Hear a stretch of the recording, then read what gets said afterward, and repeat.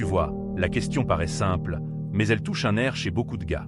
Une femme indépendante ne fait pas peur à tous les hommes. Elle fait peur à certains. Et souvent, ce n'est même pas la femme qui fait peur. C'est ce qu'elle oblige à affronter.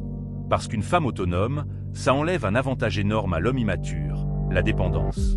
Quand elle a sa vie, ses ressources, son réseau, sa stabilité, tu ne peux plus la garder par la peur, par la pression, par le manque, par la culpabilité.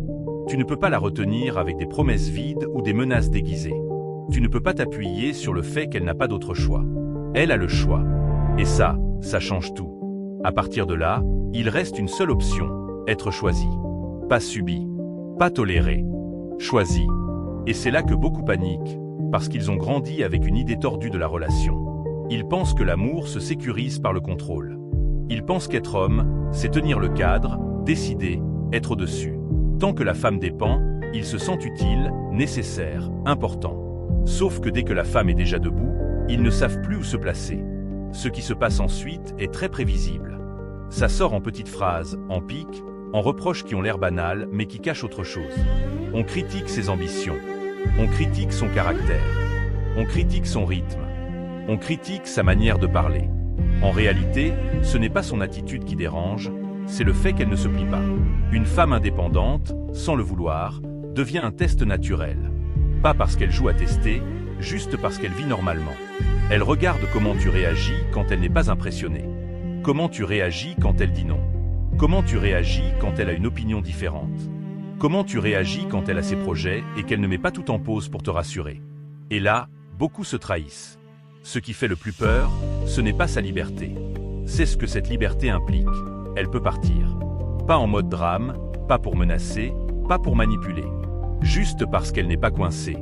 Et pour un homme qui a construit sa sécurité sur le fait que l'autre reste quoi qu'il arrive, c'est insupportable. Parce que ça l'oblige à faire ce qu'il n'a pas appris. Être constant, respectueux, fiable. Avec une femme autonome, les mots ne suffisent plus. Les excuses ne tiennent pas longtemps. Les comportements instables, le chaud-froid, les disparitions, les retours, les promesses floues, tout ça perd son pouvoir. Elle ne s'accroche pas. Elle observe et elle tranche. Et l'homme fragile appelle ça de la froideur.